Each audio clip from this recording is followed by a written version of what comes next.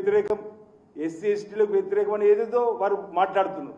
అసలు మీకు చిత్తశుద్ధి ఉండి ఉంటే 2023లో మహిళా బిల్లుకు మీ మద్దతు ఇచ్చిన బిల్లు పాస్ అయింది. అదే బిల్లును ఏదైతే తీసుకొని మేము మద్దతు ఇస్తామని మా రాహుల్ గాంధీ గారి సభలో, మా కేసీ వేణుగోపాల్ గారి సభలో, మా ప్రియాంక గాంధీ గారి సభలో పదే పదే చెప్తున్నా మీరు మొండిగా వివరిస్తూ దాన్ని డిలిమిటేషన్ కలుపుకొని వచ్చినటువంటి సందర్భంలో అందుకే మేము అంటున్నాం అసలు మీకు చిత్తశుద్ధి లేదు మహిళల పట్ల. ఇప్పటికి కూడా చెప్తున్నాం. ఆ రోజు మీరు చట్టంలో కూడా ఒక చట్టం తీసుకుని వచ్చిన సందర్భం 2026లో జనాభా లెక్కలు గణన జరిగిన తర్వాత మేము ఈ పునర్విభజనకు సంబంధించిన అంశంతో పాటు మహిళా బిల్లును పెడతామని చెప్పి చట్టం తీసుకొని వచ్చారు. ఇప్పుడు ఇంత హడావుడిగా మహిళా బిల్లును మీరు తీసుకొని వచ్చి సాధించింది ఏంటని మేము అడుగుతున్నాం.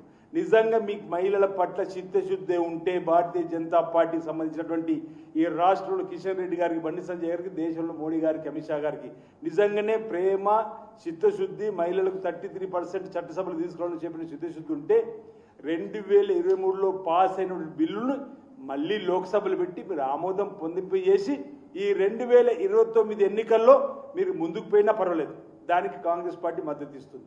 లేదు 2026 ఇప్పుడు ఆల్రెడీ జనగణన జరుగుతుంది, దాంతోపాటు ఓబీసీ జనగణన జరపండి, ఎస్సీ ఎస్టీ ఓబీసీలకు సంబంధించి మహిళలు అందరూ కలిపి 2028లో చట్టం తీసుకొచ్చి 2029లో మీరు ఎన్నికలకు పోండి. మేము దానికే వ్యతిరేకం కాదు. ఈరోజు దక్షిణ రాష్ట్రాలకు, ఈశాన్య రాష్ట్రాలకు మీరు అన్యాయం చేస్తూ ముందుకు పోని చెప్పిన చేసే ప్రయత్నాన్ని ఈరోజు మేము ప్రజల పక్షాన ప్రజాస్వామ్య పంతాలో ఆ బిల్లును అడ్డుకునేటువంటి ఆపేటువంటి ప్రయత్నం చేయడం జరిగింది తప్ప ఎక్కడా కూడా మేము మహిళా బిల్లుకు వ్యతిరేకం కాదనమాట సందర్భం చెప్తూ.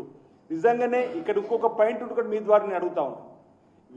2026లో జనాభా లెక్కల తర్వాతనే మేము ముందుకు పోతామన్నటువంటి చట్టం చేసినటువంటి మీరు ఇప్పుడు హడావుడిగా 2011 జనాభా లెక్కల ప్రకారం ఎందుకు పోవాల్సి వస్తుంది?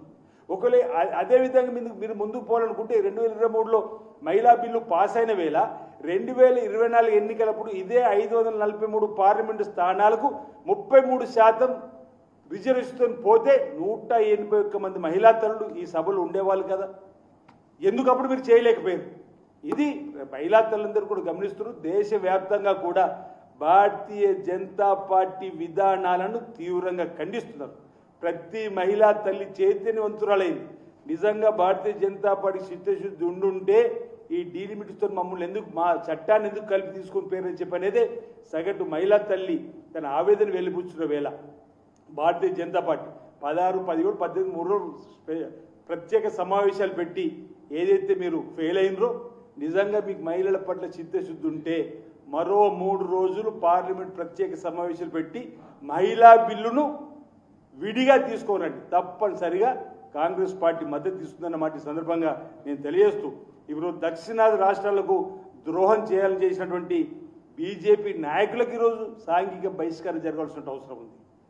బీజేపీ ఈరోజు మాట్లాడేది దక్షిణ రాష్ట్రాలకు అన్యాయం చేయాలని చెప్పి చూస్తున్నటువంటి మీ ఆలోచనను పసిగట్టినటువంటి మా ముఖ్యమంత్రి రేవంత్ రెడ్డి గారు ఈరోజు రాహుల్ గాంధీ గారు కూడా నిన్న చట్టసభలో అన్నాడు, దక్షిణాది రాష్ట్రాలు కానీ ఈశాన్య రాష్ట్రాలు కానీ ఇతరత్ర ఎక్కడ అన్యాయం జరిగినా చూస్తూ ఊరుకోము, మీ అండగా నిలబడతామని చెప్పినటువంటి సందర్భాన్ని కూడా మేము గుర్తు చేస్తూ ఈరోజు నిరసనల పేరుతో ఈరోజు చేసేటువంటి ప్రయత్నం ఏది ఉందో అది మీ ఉనికిని కాపాడుకోవడం చేసే ప్రయత్నం తప్ప మరొకటి కాదనే మాట ఈ సందర్భం చెప్తూ మరో మాట కూడా చెప్పాల్సిన అవసరం ఉంది.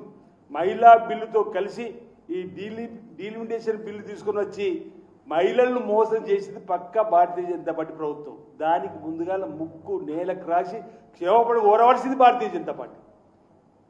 అరే వాళ్ళు తిరిగి మా మీదేదో మేము గతంలో కూడా 73, 74 రాజ్యాంగ సవరణ ద్వారా మహిళా తల్లులకు పంచాయతీరాజ్లో 33% రిజర్వ్ తీసుకొచ్చింది కాంగ్రెస్ పార్టీ. కాంగ్రెస్ పార్టీ ఎక్కడ వెనుక ప్రజా సమస్యల మీద వెనుక వెళ్ళింది? మీరు ఈరోజు మళ్ళీ గెలిచేటువంటి క్రమంలో మీరు చేసేటువంటి తప్పడడుగుల వల్లనే ఈ బిల్లు ఆగింది తప్ప మీరు ఇటు నిజంగా చిత్తశుద్ధితోటి మీరు నియంత్రిత పోగొడుతున్న పోకుండా చిత్తశుద్ధితోటి మహిళలకు ఈరోజు 33% రిజర్వేషన్తో గిట్ట ఈ బిల్లును విడిగా పెట్టుంటే అది ఆమోదం పొందేది. దానికి ఈరోజు బాధ్యత భారతీయ జనతా పార్టీ వహించాలని చెప్పి సందర్భంగా నేను మనవి చేస్తూ ఈరోజు బీజేపీ నాయకుల కుట్రల నీతిని మహిళలు అర్థం చేసుకున్నారు. మహిళలను బీజేపీ వంచిందని చెప్పినటువంటి ఆలోచన కూడా మహిళా తల్లులు ఉన్నటువంటి సందర్భంలో డైవర్ట్ పొలిటిక్స్ చేసేటువంటి ప్రయత్నం చేస్తున్నారు. నిజంగా వీళ్ళకు సిగ్గు శరం ఉంటే మీరు బీజేపీ నాయకుల దగ్గర ఈరోజు ఈ విధంగా ధర్నాలు రాస్తారు చేసుకోవాలి తప్ప ఈరోజు మా ముఖ్యమంత్రి రేవంత్ రెడ్డి గారి పైన, ఎందుకంటే రేవంత్ రెడ్డి గారి ఆలోచన ఇక్కడ ఫలించిన వేళ, రేవంత్ రెడ్డి గారి ఆలోచన ఫలించిన వేళ ఈరోజు దక్షిణ రాష్ట్రాల్లో బీజేపీకిగా నూకలు చెల్లినట్టుగానే భావించినట్టు క్రమంలో మహిళా తల్లులలో తీరని ద్రోహం చేసినటువంటి భావన దక్షిణ రాష్ట్రంలో భారతీయ జనతా పార్టీ నూకలు చెల్లినట్టుగానే భావిస్తూ వాళ్ళు చేసేటువంటి కార్యక్రమం తప్ప ఇది మరొకటి కాదన్నమాట సందర్భంగా నేను చెప్తూ, మరో మాట ఏదైతే ఇంతకుముందు నేను చెప్పినట్టు తేజస్వి సూర్యకు సంబంధించినటువంటి మరి మాటను సమర్శిస్తూ మాట్లాడినటువంటి కిషన్ రెడ్డి గారు, రామచంద్రరావు గారు ఈరోజు సమాధానం చెప్పాల్సి అవసరం. దక్షిణ రాష్ట్రాలకు చెప్పినటువంటి మాట